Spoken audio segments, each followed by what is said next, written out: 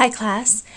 So today I'm going to go through chapter 7, talking about language development. I started this lecture on a Monday, this past Monday, 11/5, so I'm going to kind of review a little bit of what we've already talked about for those of you that came to class on Monday, and then I'll pick up where we left off and finish off the lecture. Okay, so this series, as I said, we're going to be talking about language development. We're going to look at how language has, what composes language, so what kind of things do we need in order to have a language. And then we're going to move into how language is actually developed in young children. So what are some of the first things that they do that begin the process of understanding as well as being able to produce language? Okay. First off, before we actually get into the components for language, we need to figure out how language is even created in the first place. And the way that it's created is by the use of symbols. We have lots of different symbols all around us. The symbols that we typically use for language are, of course, the written symbols in the form of the alphabet. So we have 26 letters of the alphabet, and each of those is considered a symbol. There are also a number of other types of symbols that we have. For example, we talked about in class colors. Different colors can represent different things. If you look at traffic signals, red light tells us to stop, green light tells us to go, yellow light tells us to slow down. So those are all symbols as well. We also have a number of symbols with regards to branding. So for example, golden arches. If you see the golden arches, then you know that we're probably talking about McDonald's. If you see a girl with red hair and pigtails, you probably think about Wendy's. Okay? So symbols are very important. They're a system for representing what we're thinking, how we feel about things, and different knowledge that we get from different experiences. And we use those symbols as a way of communicating them to other people. Now, throughout this particular topic, we will look at the nature versus nurture issue because this particular one lends itself really nicely to that controversy. We can look at language development as either being something that we are born with. We are born with the brain components in order to have language be produced. We have such a way that our mouth is shaped so that we can use our tongue and enunciate words through the use of our throat.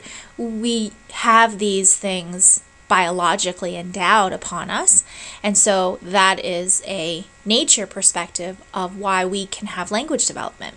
On the other hand, we can look at language development from a nurture perspective, where we learn language because of the interactions and the experiences that we have with other individuals.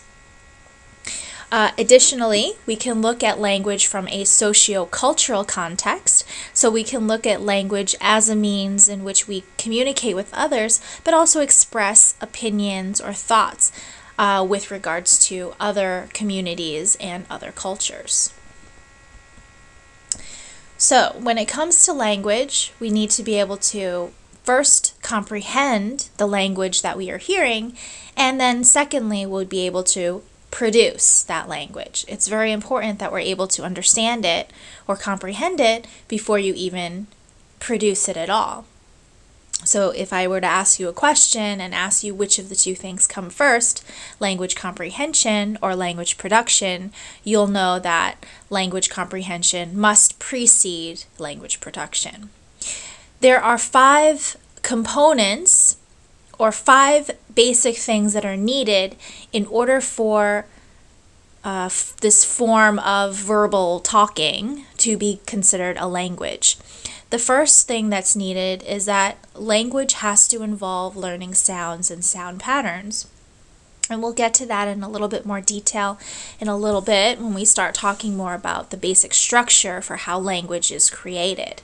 But first, all languages have some kind of sound or sound pattern associated with it. Secondly, we have specific words.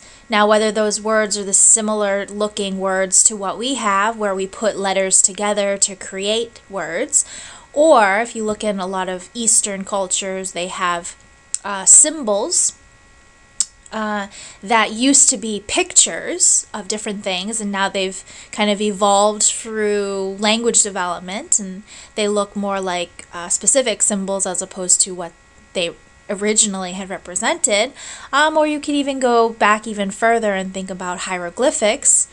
Although they're not the traditional words that we understand, they are words for different objects, feelings, emotions, things in the environment.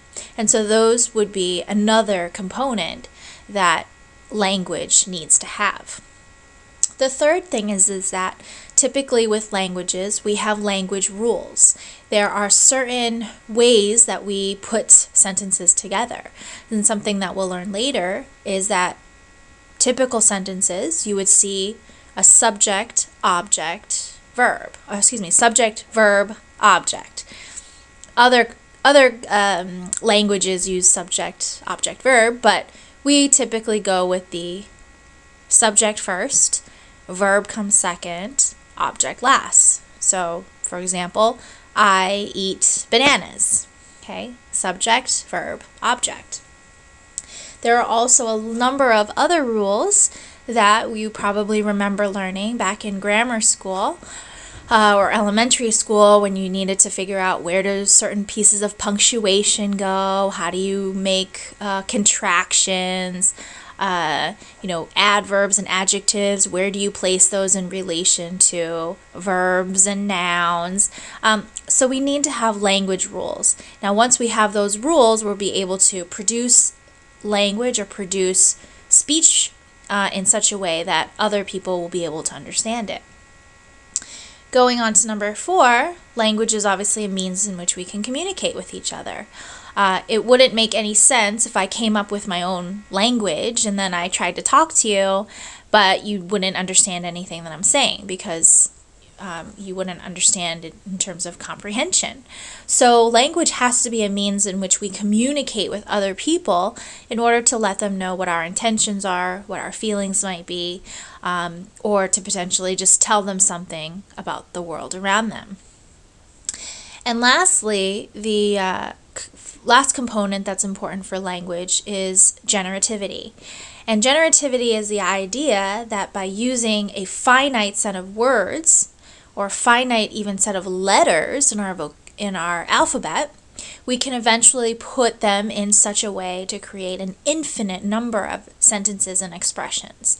So if you think about the number of letters that we have in the alphabet, 26 letters in the alphabet, those 26 letters can create millions of words. We can go to the Webster's Dictionary and look at all the different words that we have, and we're constantly creating new words. So we have a large set of vocabulary words, and we can further use those words and combine them in different ways to create an infinite number of expressions. So the sentences and the way that I'm talking about, whatever the topic might be today, and then you ask me to repeat it, I might repeat it, but it won't be exactly the same because perhaps I use slight variations on words. So it might not be the exact same thing that you're hearing again, which is why with generativity, we start with a finite or a very limited set of alphabet letters, moving into a particular set of vocabulary, and then finally being able to produce an infinite number of expressions and sentences based on an infinite number of combinations of those words. Okay? Now, with language, we just finished talking about the things that are needed to produce a language, things that are needed in order to say that, yes, this verbalization that someone is doing is what we would call their language. We also have 4 basic components that are important to create more specificity with regards to language. So the first thing, and we kind of mentioned this before, is that our language needs to have sound, okay? Now, later we might talk about nonverbal language and things along those lines, but for the most part, if we're talking about language, we're talking about someone who is making sounds. And the fundamental units of those sounds is called phonology. We can combine these sounds eventually to create words. But first, as I said, we need to have sound and sound units. The smallest unit of sound that we can produce that helps potentially to distinguish meaning are called phonemes. And we have the finite number of letters in the alphabet, so 26 letters of the alphabet. If I asked you, what does an A sound like? There are at least one or two different ways that you can make the A sound. It could be a, or it could be a, right? Depending on what position it is within the word. So each one of those types of sounds are phonemes. I gave the example in class of a dog. The word dog has 3 phonemes to it. D, A, G. Okay? 3 phonemes. Each of those small units of sound combine in order to create some meaning. Now, when we talk about meaning, we are now moving into semantics. And semantics involve the meaning of these words and the combination of these words. And the thing that's important here is called morphemes. Now, whereas phonemes are just smallest units of sound, morphemes are smallest units of language that have meaning. An easy way to remember morphemes is that they begin with the letter M. Meaning begins with the letter M, right? So we're looking at these small units of sound that now have meaning. And when we combine them, it's possible that we can create bigger words that have more meaning, okay? So an example of the smallest phoneme that is also a morpheme is the letter I, right? The letter I has its own sound, but if we use it in our everyday language, we say, I am Vivian, or I am hungry, I am happy. I has a meaning to it. It means, the individual that is speaking, okay? So the letter I is both a phoneme as well as a morpheme. Other examples for a morpheme might be we use the word dog. Perhaps instead of using the word dog, we use the word dogs. Okay? So we have morphemes that have come together to create the word dog, D-O-G. Okay? And then we also have the letter S that we put on the end. Okay? S on the end of the word dog is making the word plural. So now we're not just talking about a single dog, we're talking about multiple dogs, okay? So we combine these small units of language that have a meaning. Dog has a meaning. Applying an S to the end of it, the S being a phoneme, but also having some meaning to it. In other words, it means that we are going to plural the whatever the object is that we're attaching it to. And so now we have a brand new word. We have the word dogs, okay?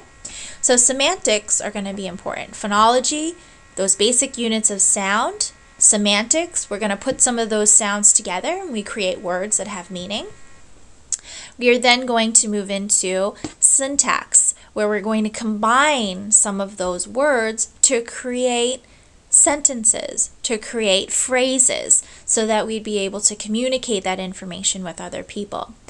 We call that grammar. Many of you probably remember back in grade school, 6th, 7th grade, you had to look at sentences and figure out what's the noun, what's the pronoun, what's the verb in the sentence, the object, all those different things. But we have structural rules, and the reason we have those is because our language needs to be set up in such a way that when you are saying something someone else will hopefully know those same grammatical rules and will understand what you're saying.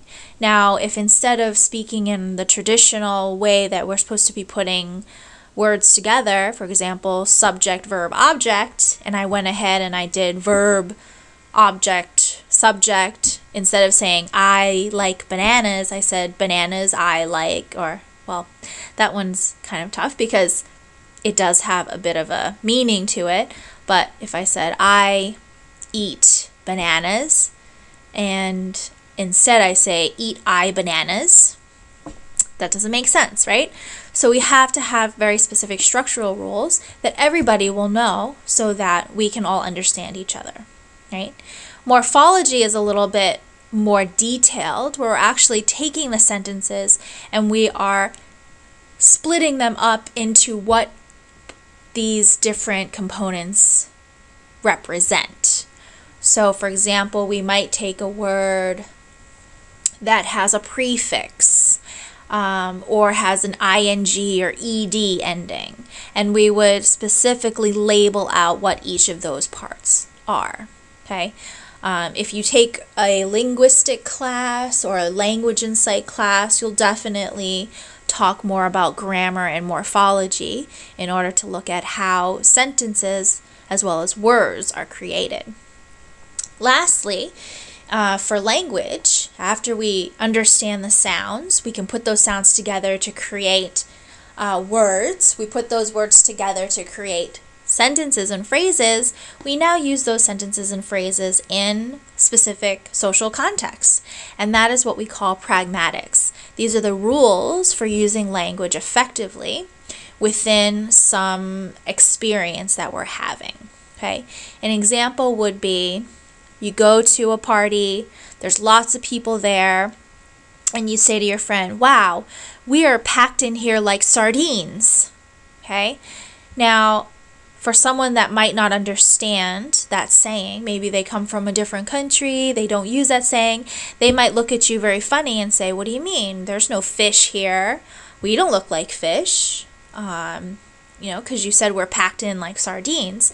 Now, that particular saying is big for, very specific areas of the country. They might use that language more often, but it's because it's very specific to that society and culture. And that is what we also can call metalinguistic knowledge. Okay? So these are the 4 basic components to language. And so we need to have phonology, semantics, syntax, as well as pragmatics. Okay, so we're back. The next section that we're going to talk about are some brain structures that are important for language. There are 2 areas of the brain, first called the Broca's area, and the second called the Wernicke's area. Both of these are located on the left hemisphere. The Broca's area is a little bit more in the left frontal region, as opposed to the Wernicke's area, which is more in the left temporal region.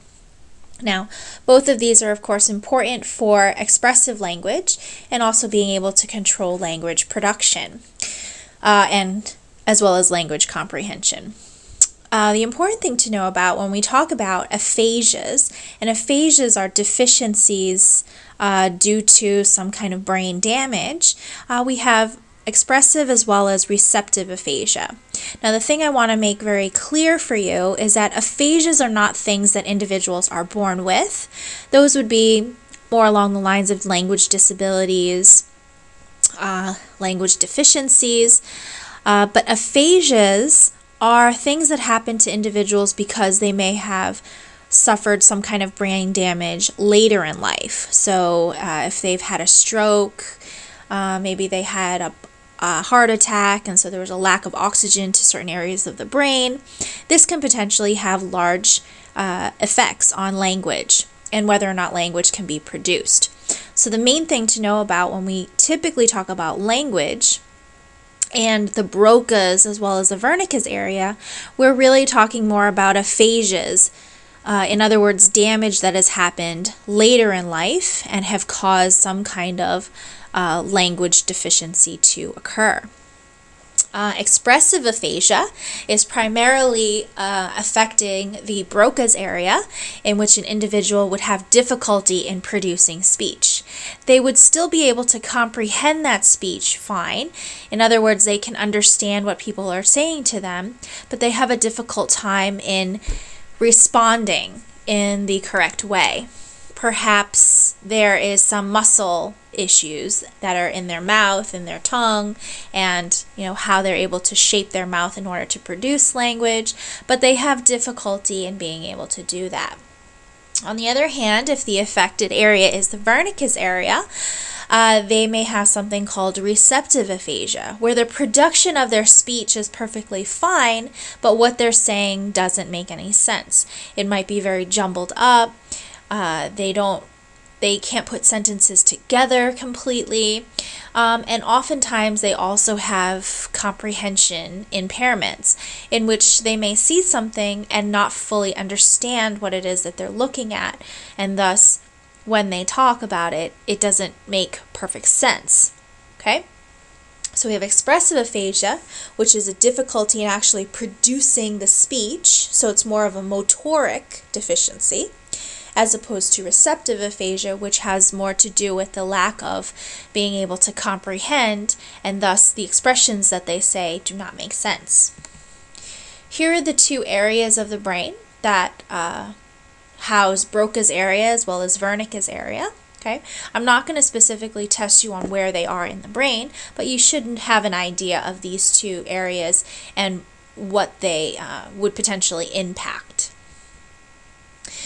Within language development, we also have what are called critical periods of language development. And there is a lot of evidence out there that we do have critical periods. In class on Monday, I had shown a video of Jeannie, the wild child, the young woman in the lower of the two pictures here. But essentially what happened is both of these children, they were either... For Victor, the wild child, he was abandoned and essentially raised by animals. And then one day somebody found him as he was coming out of the woods.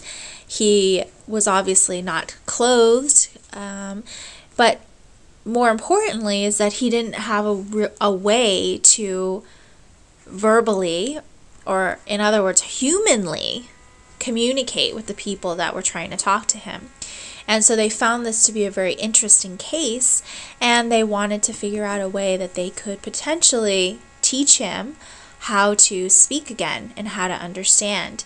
And of course it took many, many years. He wasn't ever able to reach the same level of understanding as other children and later adults his age. But they were able to help teach him a little bit. The more closer to home example is the example of Jeannie, who was named a wild child in the 1970s. I mean, we call them wild children because they don't have a sense of really what the basic sense is of being human and being social creatures. They don't have those aspects to their personality or their development because they have been deficient of it very early in life. And so Jeannie was an example of a girl who's out in California, and her father had locked her away, thinking that that would be best for her because he thought that she was born mentally challenged. And then eventually when she was found, she had no language abilities. In fact, she was pretty much mute because she was beaten whenever she did verbalize. And she was also housed in very depraved circumstances where she wasn't given toys to play with. She wasn't really talked to, if at all. And so it was a real struggle for her to get language and understand it. But the psychologists did try to push for it. And so eventually she was able to communicate a little bit, but again, never to the same extent as someone who was her own age. Now, why do I bring this up? The reason I bring it up is because we have these critical periods in which language can be acquired. Here is just a basic example of a person who is potentially immigrating to another country. Now, if a person immigrates to a country anywhere between 3 to 7 years old and then continues on with their language acquisition and learning this second language, they don't look too different from a native speaker in that particular country. However, you can see that as the slides go on, as the graph goes on, for individuals that arrive in a country by the time they're 8 or even older than that, you can see that the level at which they can acquire that language is much lower. Additionally, we find that something that we've already kind of talked about, adults beyond this critical period of development, we typically say the critical period is early in life, possibly up until puberty, but typically well before that period of time, probably until the child is about 3 or 4 years old, is really a very critical time to get that other language in there and to make sure that there aren't any language impairments. But adults that are beyond that critical period are much more likely to suffer permanent language development, impairment, as opposed to being able to have that language readily available. Now, there was supposed to be a second point here. The second point is that if an individual is learning a second language, and especially if you're learning a second language later in your life, for example, if you learned a second language when you were in high school, in college, there are different areas of your brain that are activated. And this gives us further evidence that there is a critical time frame, a sensitive period, if you want to call it that, in which language needs to begin forming. And once we move past that time, it will potentially still develop, but it will engage other areas of the brain that are not typically used for language. Now, when we talk about language development, there are, of course, as I mentioned before, a number of different theories behind it. We can either look at language through a nature perspective, which is primarily what the linguistic theory is. It was championed by Noam Chomsky, and universal language. And essentially, it doesn't want to come up, essentially what they're saying is that we as human beings are built with the biological capabilities to have language. We are built with certain mechanisms in our brain, in our mouth, in our throat, how we breathe in and breathe out. All of that is purposefully formed so that we can produce language. And we have the potential ability to learn an infinite number of languages as long as we've been exposed to them from very early on in development. Okay. The other perspective is, of course, the nurture perspective, which is where learning and cognition come more into play. We learn language through reinforcements, so we get rewarded for the correct usage of language. We imitate or we repeat what we hear other people say, especially when we, of course, understand what they're saying, but also when we see what kinds of consequences or responses they might get from that. And then the last theory with regards to nature is the connectionist model. And this is the model that tries to combine a bit of nature and nurture together. First off, they do have the understanding that there are certain brain structures that are important for language development. But the reason we ultimately have language is because it depends on what the other people in our life are teaching us. And so it really combines both a nature and nurture aspect. Now, in terms of just looking at the nature perspective, there are a number of pieces of evidence that the nativist would use to say that language development is based in nature. The first is that, well, we have these biological features. We've already talked about Broca's area and Wernicke's area. Both of these are important for language development. Maybe if we don't have these areas, then we're not going to be able to produce as well as comprehend language. So there are localized vocal regions of our brain specific for language. The second is the idea of Genie, the wild child. There are critical periods for language. These children didn't learn language when they were very, very young, and thus they didn't have language at their older age, and it was also much harder for them to acquire language. So there are potentially these critical periods, which would also give evidence to the nativists, because it means these areas of the brain have to be engaged. If they're not engaged, then the individual is not going to be able to acquire language. Thirdly, we have universal stages of language, and something that we'll talk about in a little bit are these innate categorical speech perceptions or speech patterns. There are certain ways that we form language and form sentences. When I ask a question, typically the end of my sentence will go up. If I said, how are you doing today? The end of the sentence goes up in inflection, and that is a categorical speech perception or pattern that we hear, and it's universal across all different languages. We'll also talk about the sequence in which babbling occurs. So how does a young child begin to use these cooing and babbling sounds? Those are precursors to language development.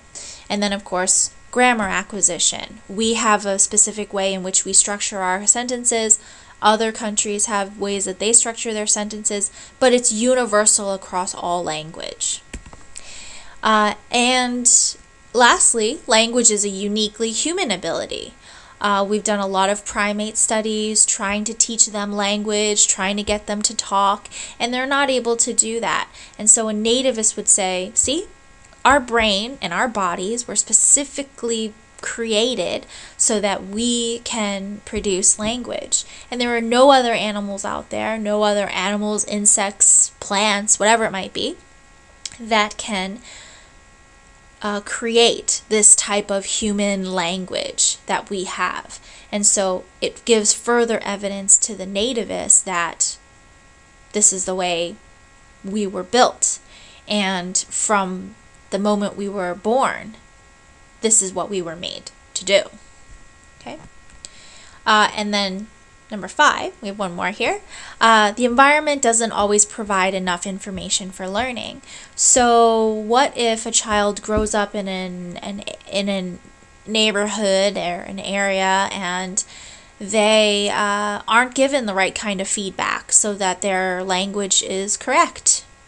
Well, the nativists would say, see, that's why we need very specific areas of the brain so that we will be able to have that information be correct, right? So the environment itself doesn't always give us enough of the background that we need for learning.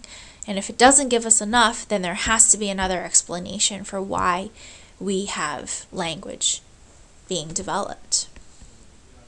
Now, if we want to look at it from a nurture perspective, we can also call it an interactionist position. We can first talk about something called infant-directed speech, and this helps children to learn language. Now, in this sense, the child has to be exposed to this kind of speech. An example of it would be motherese. And children need to be exposed to that, and as they're exposed to it, they learn the language and they learn what kind of things they're supposed to say. Some basic characteristics for it are we tend to speak slower. So if you're ever in the future, if you're ever around little children, you'll notice that you actually slow down the rate of your speech, especially if you're talking to babies. We slow it down quite a bit. We exaggerate the information. In other words, we're much more expressive in how we say things. We repeat our words a lot. We use much more simple syntax, and we tend to use more present day information when we're talking to young children. Now, now these are basic characteristics that we, as someone who is coming from a nurture perspective, would say, well, these kind of things are important because if we don't present language in this way, the child won't understand it. So the environment is going to play a huge role. The second thing is that children typically will hear language in a very structured social context. So in other words, you might not have to explicitly explain something to them, and they'll still understand it anyways. A lot of meaning can be inferred from other words that they're hearing. Okay? If I said, oh, you know what? It's not raining outside. There's a lot of light. It's warm. If I said those kind of sentences, then perhaps a child could infer that, well, sounds like the weather is good. And I didn't even have to say that the weather was good. Okay? So we use language as a way in order to build a social context, in order to understand the things outside of us. We have evidence for fine-tuning. As parents, caregivers, teachers, we fine-tune the child's speech. In other words, if they're saying something that's not quite correct, we go ahead and we correct them. If they say something like, I eat bananas, or I eaten bananas, I ate, eating, I'm eating, if they're not using the verbs quite correctly, then we can go ahead and we will correct them and fine-tune it so that they'll be able to use these words correctly in the future. Okay? And then finally, parents provide a lot of indirect feedback to their children with regards to grammatical errors as well. Right? So we have fine-tuning, where we can adjust our child's directed speech based on that child's language ability. So I might use more complex words for an older child, less complex for a younger child, and then of course correcting any grammatical errors. Okay? So we've talked about motherese, infant-child directed speech, some different ways in which we look at these nurture and social interactions. We can look at these language developmental interactions through turn-taking, where I ask a question, the person answers, I ask another question, the other person answers. We don't interrupt each other. We just finish what we're saying, allow somebody else to talk, and then we can talk again, vice versa, turn-taking. Turnabout is a little bit different. With turnabout, what we're doing is we might rephrase what that person says in order to get a little bit more information from them. Okay?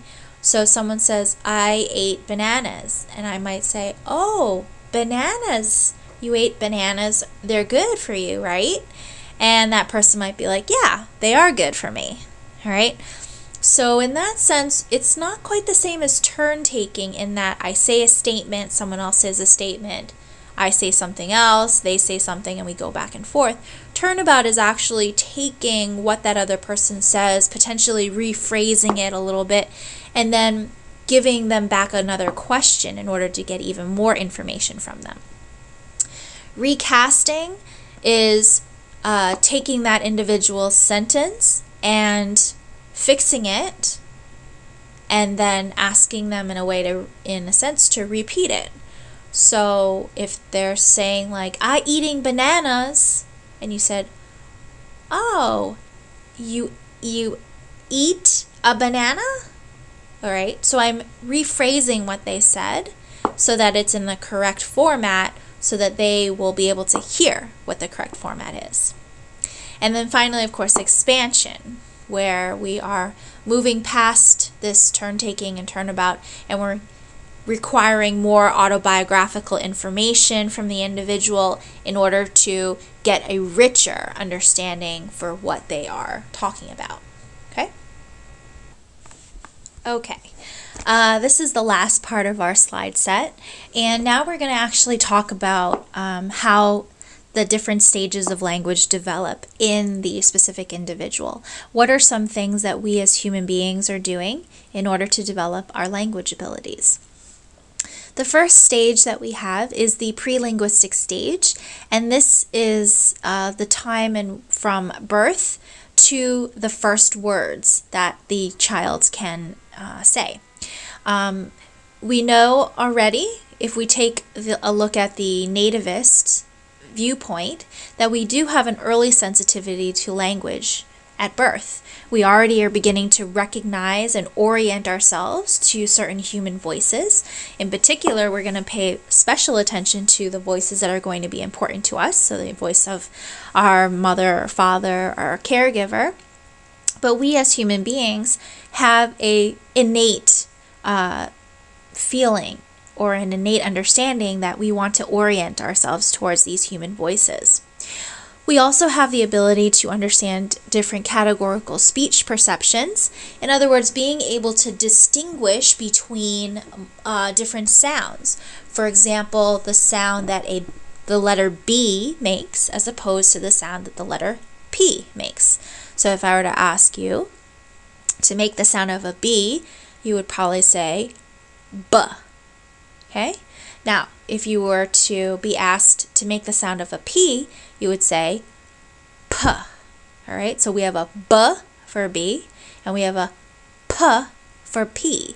Now, it sometimes is difficult, depending on the circumstances that you're in, it might be difficult to be able to tell the difference. But young infants have a very good ability to be able to tell the difference fairly early on about with regards to the difference between these two sounds.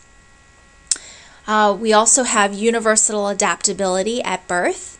In other words, we can learn multiple languages from the time that we're born. Now the thing is that we need to be constantly exposed to that language in order for us to be able to hear all of the different sounds that these different languages have. But we do have the ability to have universal adaptability with regards to language. Later on, once we know which sounds are going to be important to us to know, then we become specialized, and the sounds that we don't need fade away, and we don't hear them quite as well, right?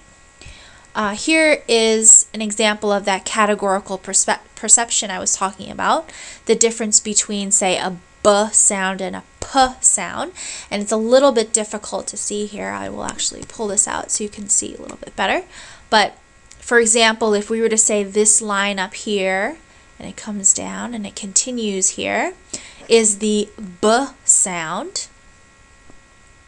Okay, and this line going up and going across here is the P sound, so the sound of a P, right?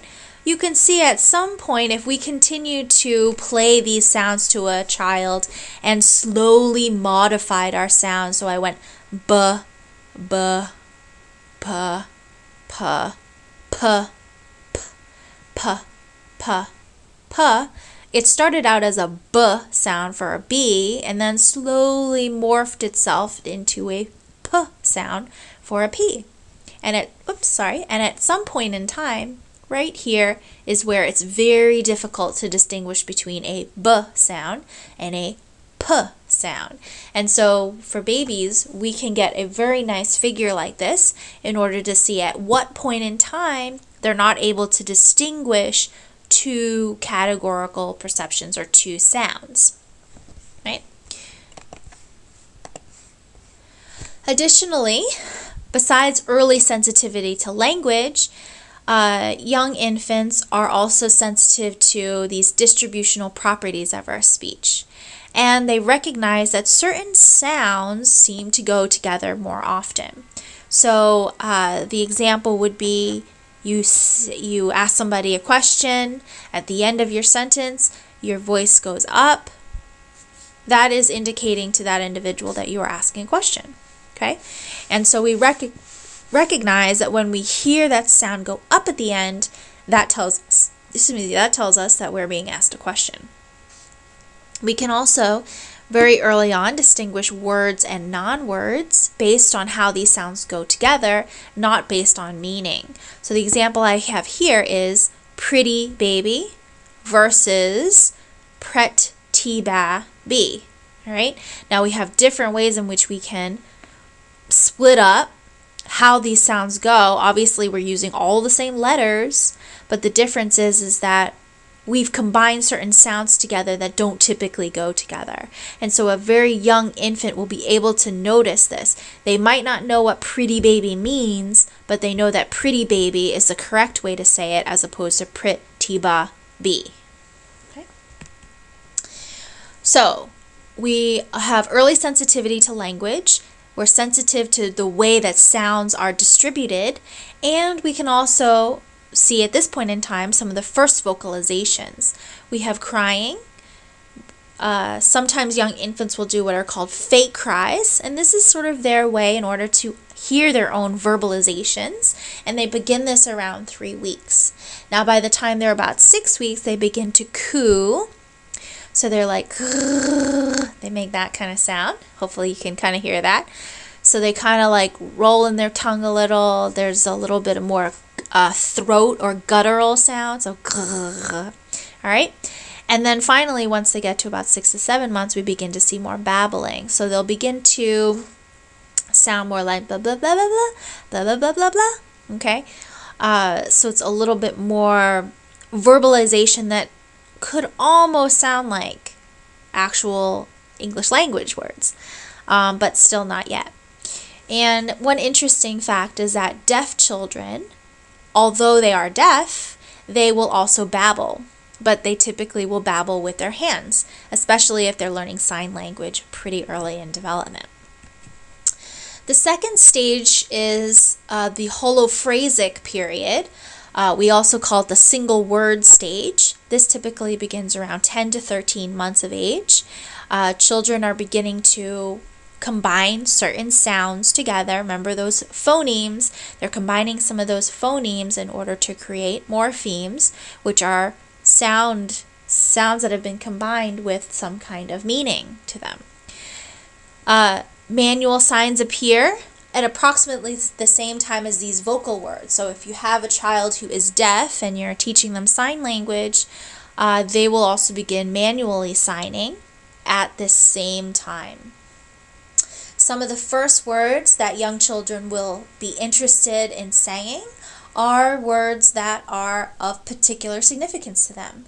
Food and drink words, juice, milk, cookie, water, vehicles, if they like looking at cars or trucks, animals, dog, cat, duck, toys, ball, blocks. These are some of their first words, and the big reason why is because these are the words that we put on flashcards for them to look at. These are the very simple words that we tend to point out to young children. And so they're typically some of the first words that they say. Young children during this single word stage also might have individual styles in which they learn words. Now they're probably learning a lot of words during this time, but there are certain key words that they learn more often. So it's not just looking at words that are based on their interests, but looking at what kind of style they have.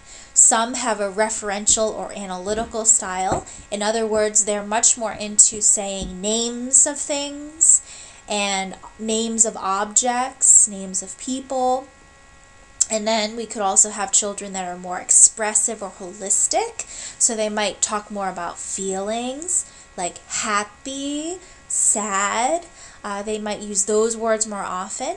And then the last category in which individuals learn words is that they might be in the wait and see style. In other words, these are the children that typically don't start talking right away. They might not actually start talking until they're like 2 or 3 years old. Well, 3 is kind of late, but around 2, 2.5. And once they do start talking, they have a very large vocabulary. So instead of being able to see their vocabulary slowly grow over a year or so, they will just immediately just start talking right away. They'll have lots of words, lots of vocabulary. These might be children who, they're younger children, and so they have older siblings, and so the older siblings do all the talking. And then once this child gets a little older, they already have all the words and sentences, and they just begin to use them. Okay? Additionally, during this time, because they're learning so many words, a lot of times the meanings at which they use these words have slightly different, have slight differences as compared to adult usage.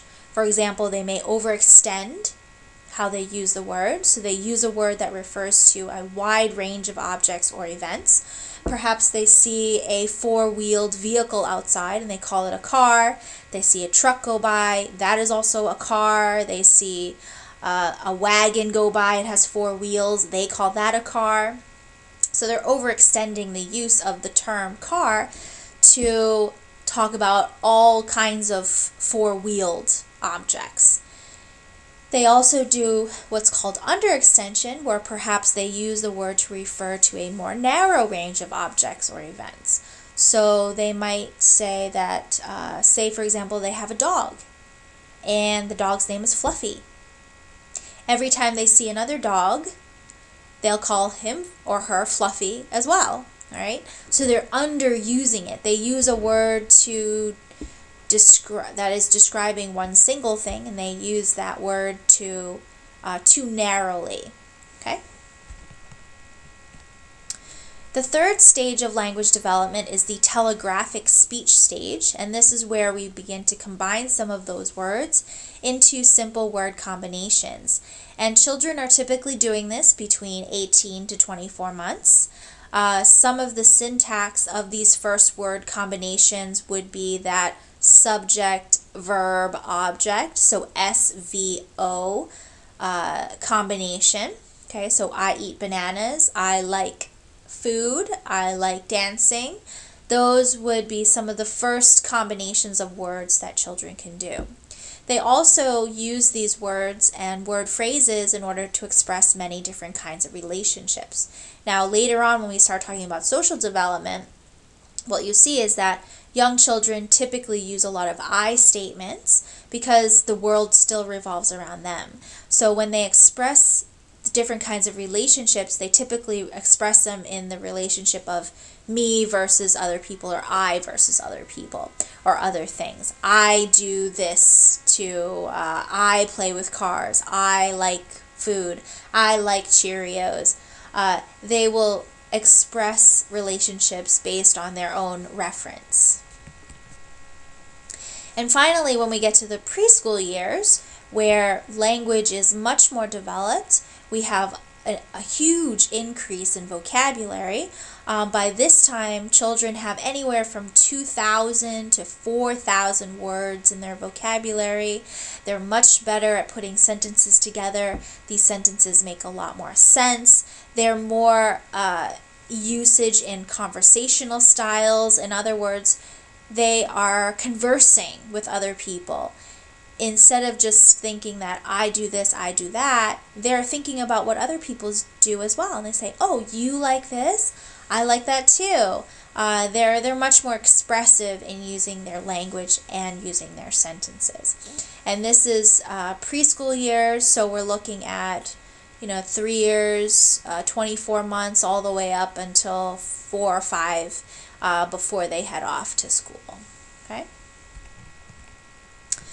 And in terms of why we use language to begin with, well, language and bilingualism and cognition, well, individuals who are bilingual, if you learn a language fairly early on in your life, the same areas of your brain are going to be activated whether you are speaking your first language or your second language.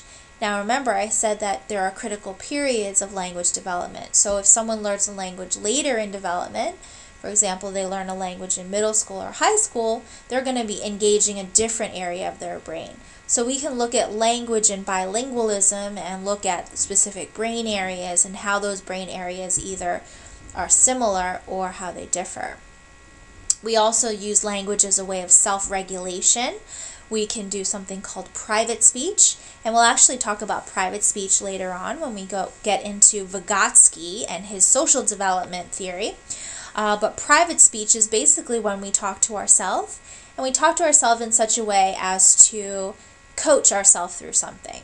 So maybe the first time you drove a car, okay, you talked to yourself when you first did that. You got in the car, you're like, okay, I have to shift my mirror, I need to fix my chair, I need to do this. You kind of make a mental checklist, and you basically coach yourself through the whole process. And that's what private speech is.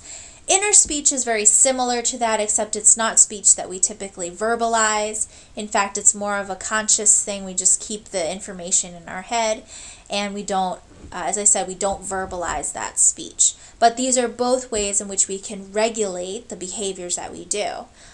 We can either coach ourselves through it, and then eventually that speech will just die off because we know how to do it and we don't have to talk ourselves through it anymore. And perhaps it moves into the realm of being an inner speech, okay? And then, of course, lastly, we use language as a cultural socialization. We talk to other people from other cultures. We get to understand what their life is like, what do they understand, and language is the main way that we do that. If we don't have language, there aren't very many other ways that we would typically communicate with each other. Whether it's the written language or the verbal language, it's very important. And of course, we also have a lot of nonverbal language, so signs, branding, all of that is also very universal and can connect a lot of cultures and social societies to each other. Okay, so that's the end of this slide set. Hopefully you have it all together. Just want to remind you guys that there will be an exam coming up next Wednesday. And there will also be a quiz put up soon. So I'll have that up there probably sooner than later so that you can get on top of that. But otherwise, this is the end of Chapter 7. We will pick up with Chapter 8 next week. Chapter 8 will not be included on the exam, but Chapter 7 will be included. So make sure that you get these notes and that you understand them. If you have any questions, feel free to send me an email and I'll get back to you as soon as I can. I will also be putting up a review sheet very soon, so you'll have that available to you as well, and you'll get an idea of what kind of questions will potentially be on the exam. All right? Thanks so much. Again, if you have any questions, feel free to send me an email and I'll get back to you as soon as I can. All right? Have a good night, stay safe, and keep warm.